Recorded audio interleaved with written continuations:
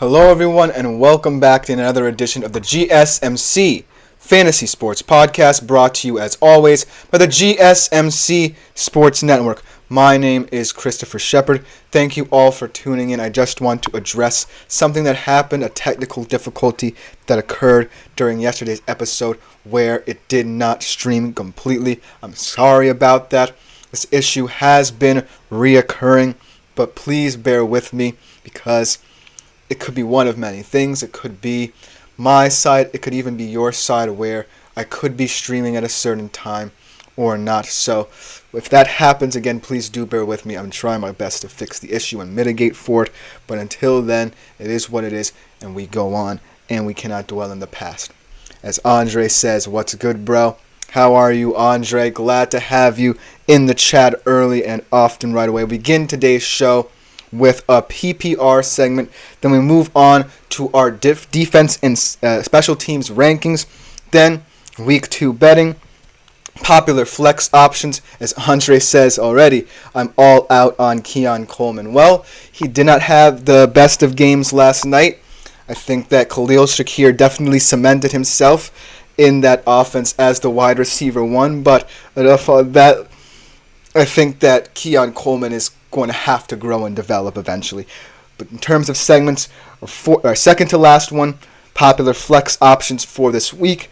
And finally, I'm going to give you my updated MVP betting odds as well. But before we get into any of that, I do want to remind you all to consider liking, following, and subscribing to the show and the network as a whole. Also, you guys have been fantastic with it. Andre among them, as well as one of my favorite commenters.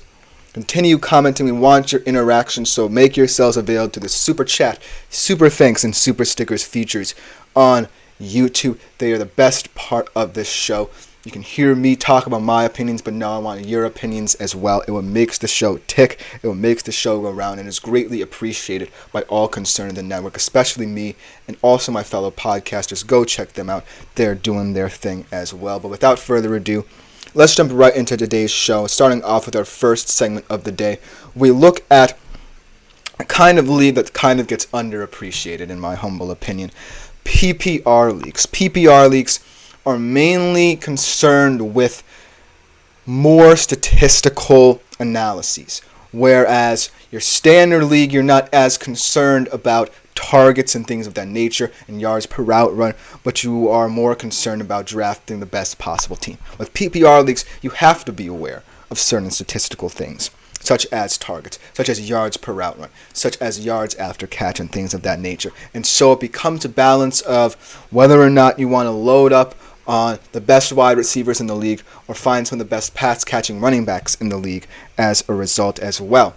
So this isn't necessarily a ranking per se, but it's more concerned with the overarching sentiment that there are certain players that will have a chance to stand out. And be aware, some of these notes were written before, the goings-on of last night, the events of last night. So beware that some of the things I say here may not pan out in the future. Starting off with my first note that I had here, did write this a couple days before this game. Tyreek Hill, still wide receiver one in many respects. Well, I don't necessarily think that will be the case anymore because Skylar Thompson is a more dink and dunk quarterback. He's not going to throw the ball vertically that much. But yet again, the thing is that Tyreek Hill will always be open. It's kind of like what I see right now in Minnesota, where Sam Darnold just needs a serviceable security blanket to get him comfortable in that offense. And I don't think that Skylar Compton is that bad. I think that he's a competent quarterback. He's not going to get you in too much trouble. He keeps the ball safe. He keeps the ball with the offense, most importantly. And so there will be opportunities for Tyreek Hill. How small they will be, we do not know. That being said, I do believe that we will not be seeing Tua this year, and maybe we won't be seeing Tua at all in the NFL anymore.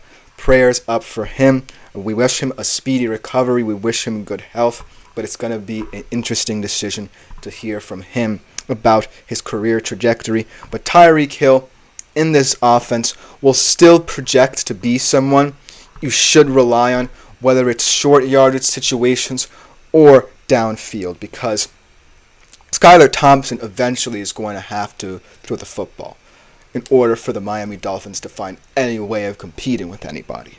So it's not like Tyreek Hill immediately becomes a non-factor in this offense because of Tua's injury. Skylar Thompson knows that he can get Tyreek Hill the ball and must get Tyreek Hill the ball in order for this offense to have any big play threats. In terms of a guy who I think will have a bounce-back game, and I hope he'll have a bounce-back game, like I said many times, he's on my fantasy team, Amon-Ra St. Brown. In this game last year, in the NFC Divisional Round, Amon-Ra St. Brown really cemented himself as someone you can trust in this league.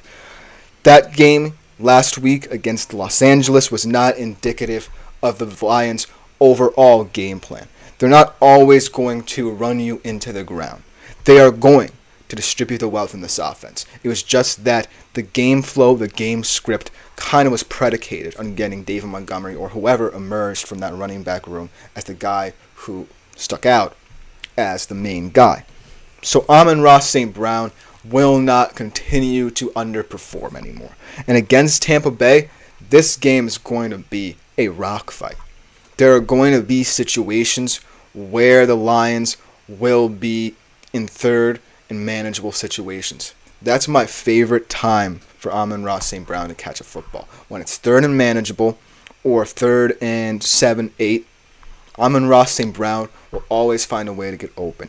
Like I said, he's not your typical wide receiver one, right? He's not someone who in certain situations will go deep just because he can.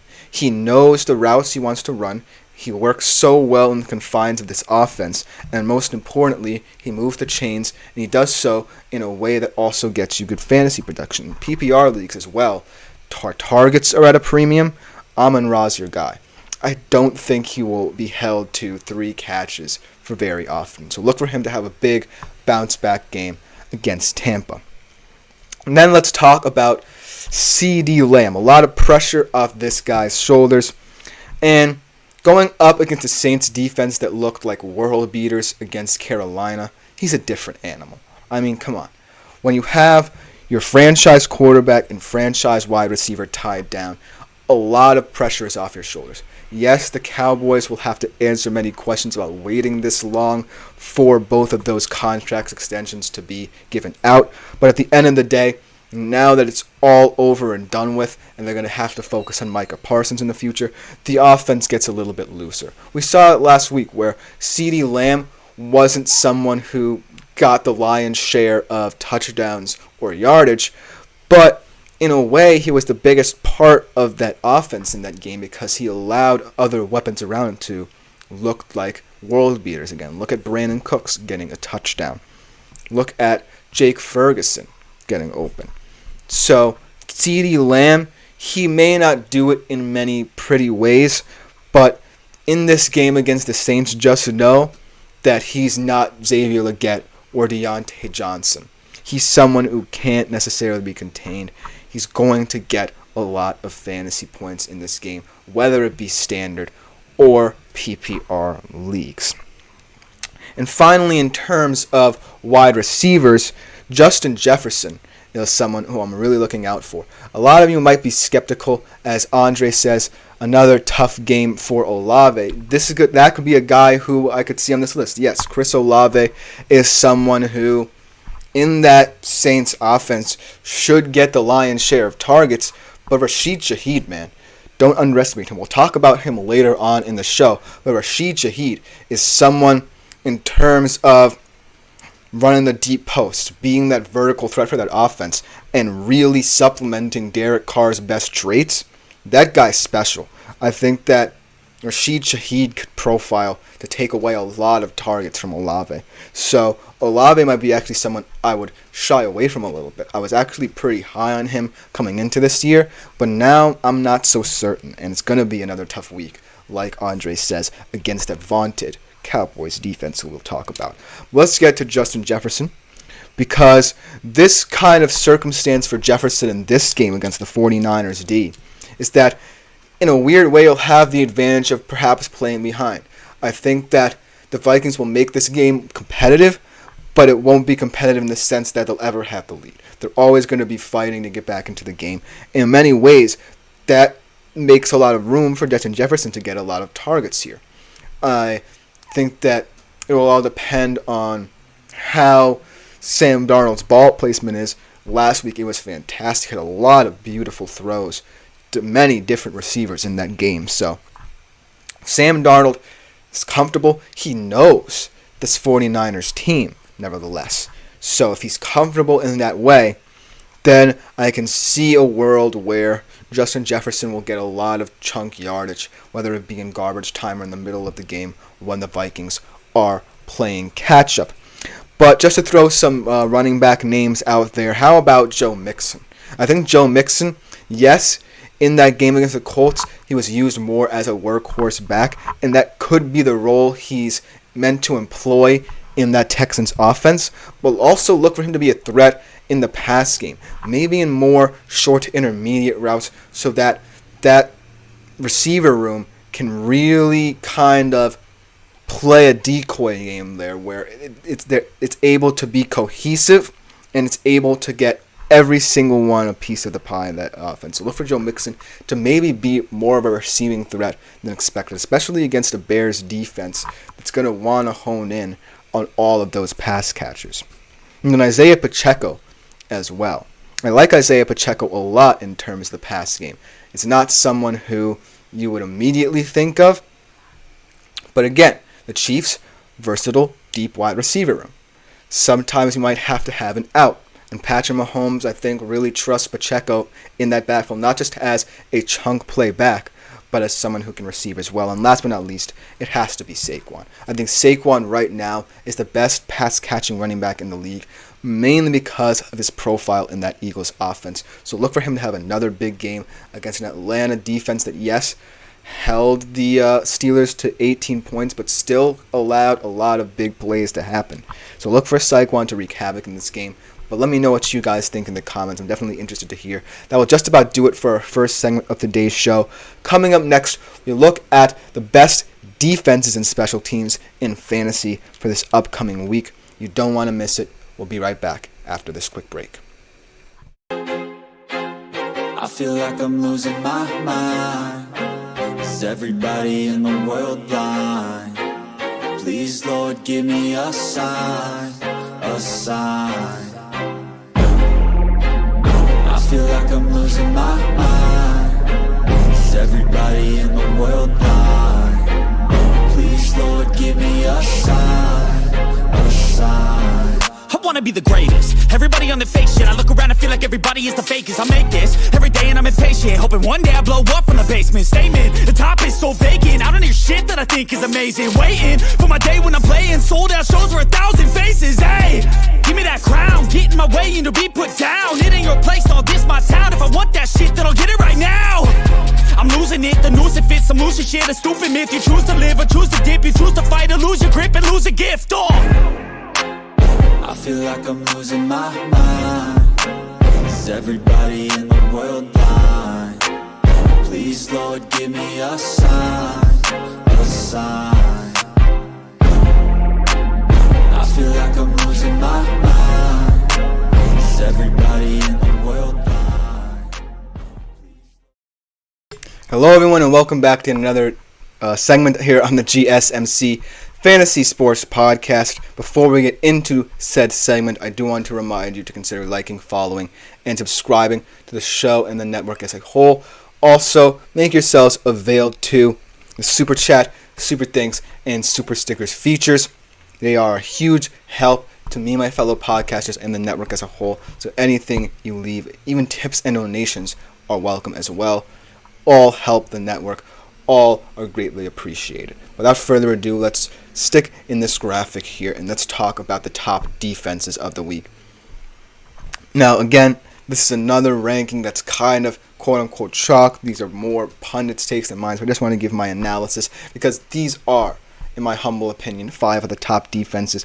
Maybe they're interchangeable some weeks over others, but right now they profile as at least top 5 to 8 defenses in this league. So without further ado, let's jump right into them. Starting off at number 5 here, we have the Dallas defense. I'm sorry that is the Baltimore Ravens defense, and it says Dallas. But I actually do believe that this is the Baltimore Ravens defense. Sorry for the mix-up in the graphics there. But it's the Baltimore Ravens defense that I want to talk about. And they're going up against a Las Vegas Raiders team that really shouldn't be much of a problem, as much as the Chiefs were.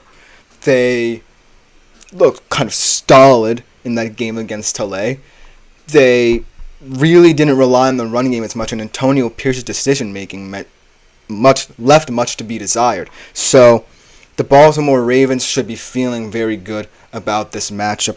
Last week against the Chiefs, they still had 1 interception. They had 2 sacks and 3 passes defended. So overall, a solid game, albeit against a very tough Super Bowl contending team in Kansas City. So this should be a bit of a respite for the Baltimore Ravens defense. Overall, I think that, as Andre says, Lamar is going to light them up.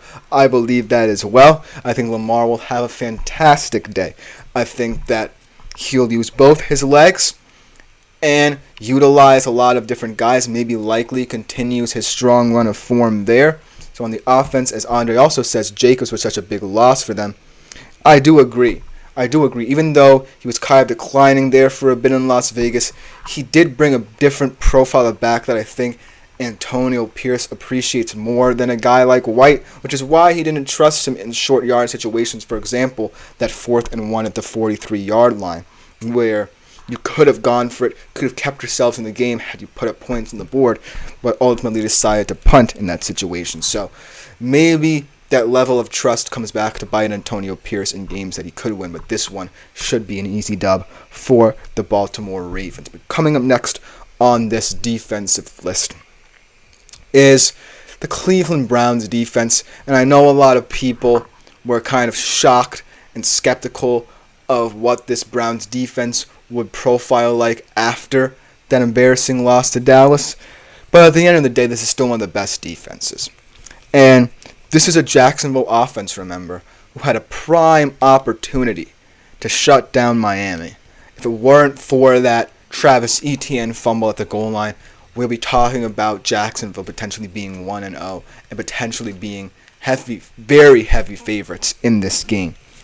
But if anything, this Cleveland defense should keep them in this game, because that's what Miami did. Their offense struggled, albeit their offense has a lot more weapons than, say, the Browns' offense. But at the end of the day, their defense kept them in it. They made timely plays that kept them in it.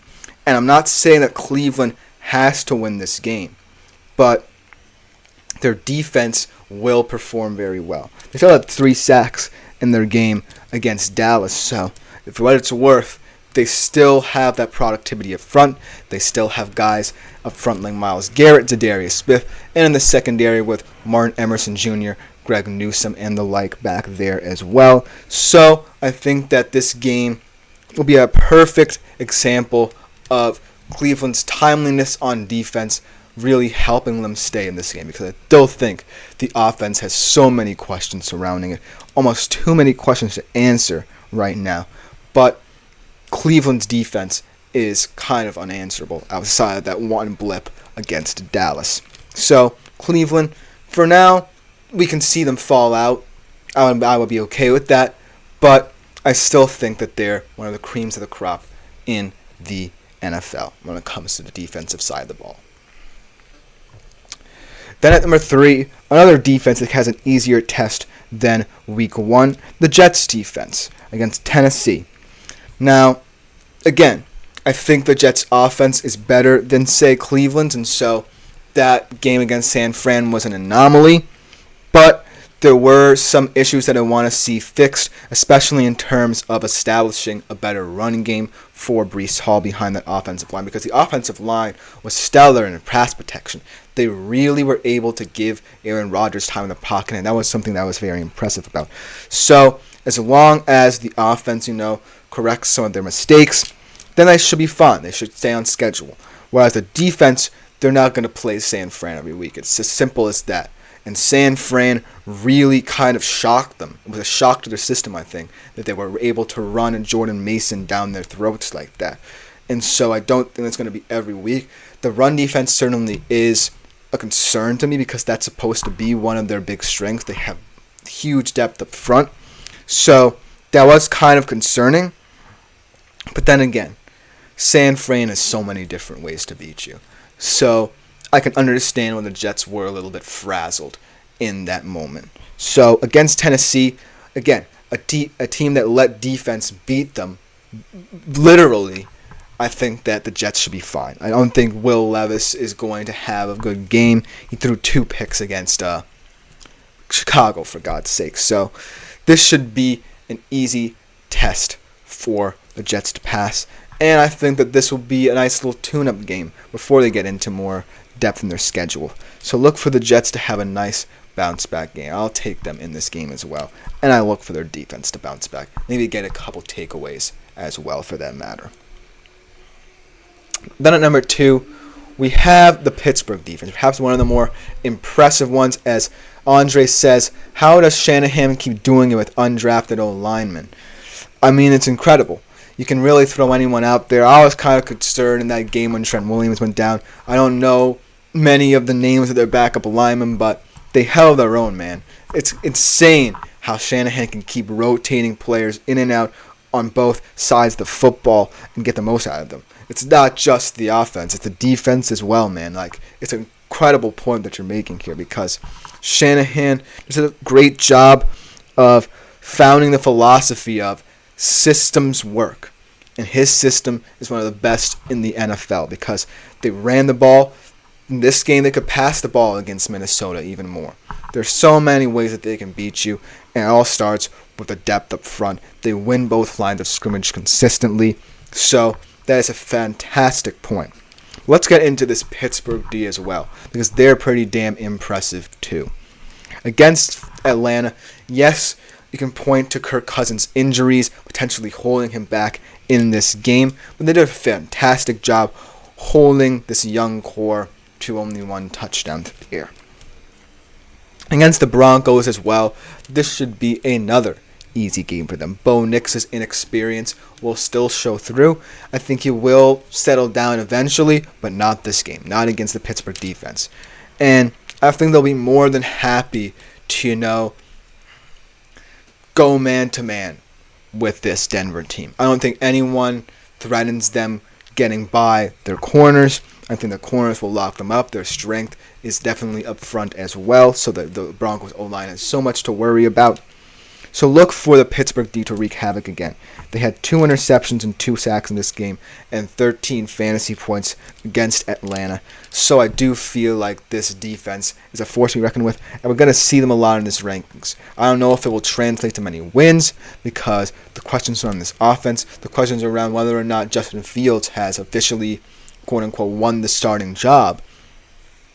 I think that will lead to a little bit of instability there, but as of right now, I'm comfortable with the Pittsburgh D at 2 in terms of what pundits think.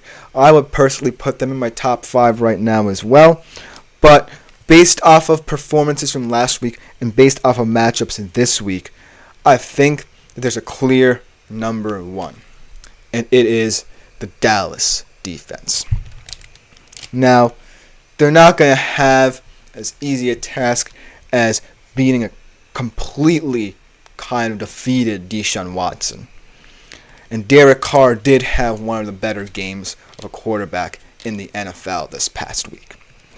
But I do think what I like about Dallas's defense is that it's not so star-oriented to the point where you're only worried about one guy. The depth is there.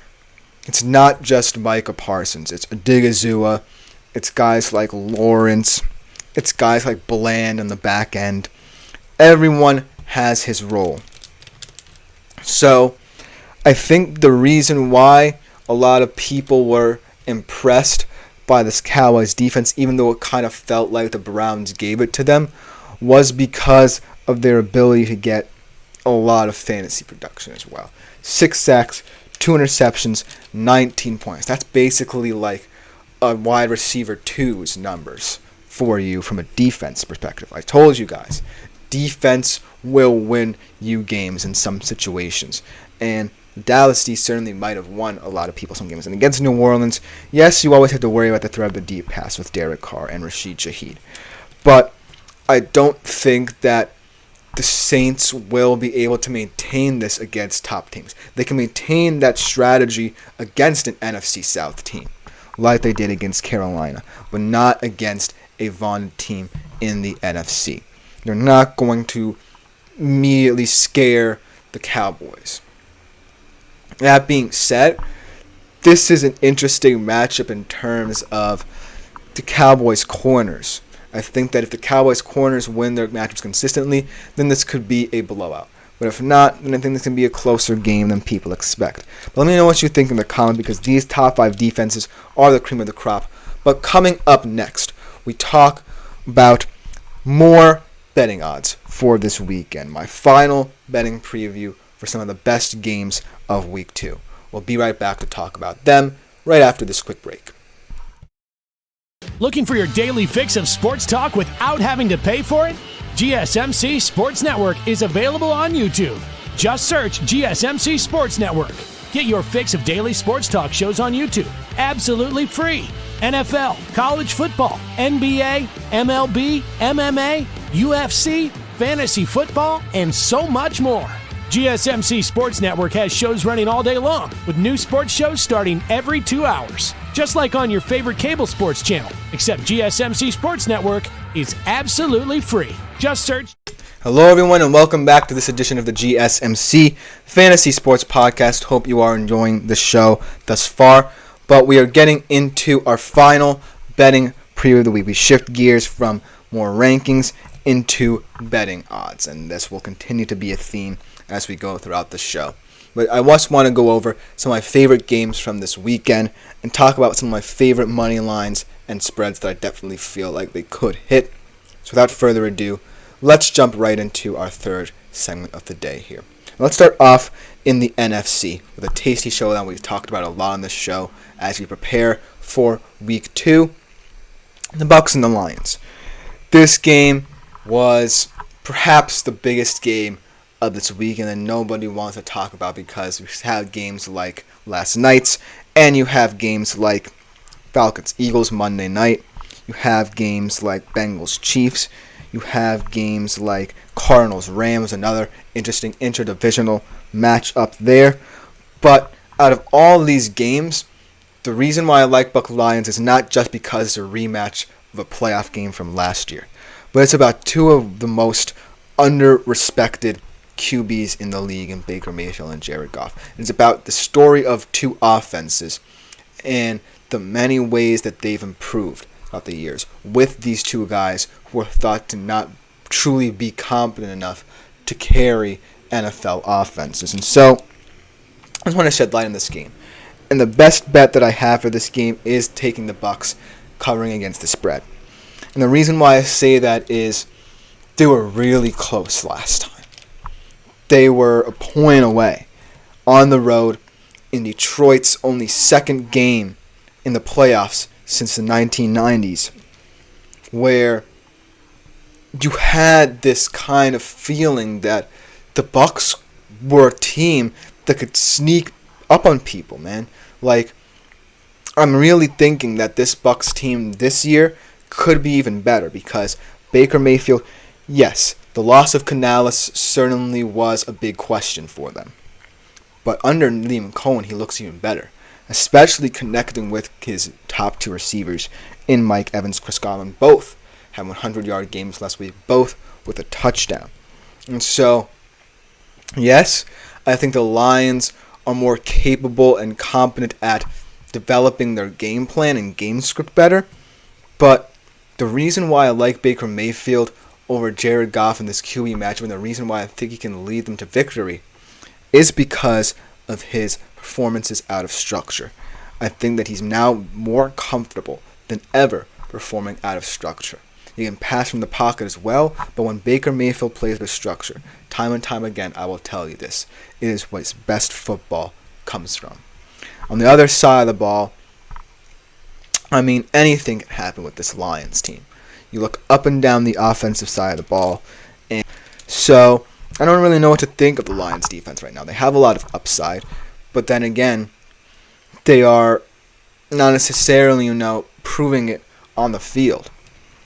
And then the other side, I actually really like the Bucs defense a lot. I think that unit can be a top 10 unit at year's end. The reason why I think this is because I look at it top to bottom. You have guys at every level who are emerging as leaders. You have guys like Vita Vea, Yaya Diaby up front. You have guys in the back end like Antoine Winfield Jr., Jamel Dean, and they're really starting to grow into their own. Yes, last weekend they largely kept the Washington Commanders in check, albeit Jaden Daniels did have a couple of nice touchdown runs there. But at the end of the day, I actually kind of trust this Bucs defense. It's very physical, very gritty against this Lions O-line. I know it's crazy because the Lions O-line might just be the best in the NFL right now, but I just think that if the offense is staying on schedule, if consistently dominating the offensive line scrimmage, then the defense won't have much to worry about, right? And they've seen so many different game scripts. They play them in the divisional round, so they know their tendencies. So I feel like they'll be more comfortable. So I'm taking the Bucs against the spread on the road. In terms of the over/under, I think this game will hit the under. So I'm going to go Bucs 24, Lions 21 in this game. But that's just my opinion. Let me know what you think in the comments as well. But moving on to the next game here.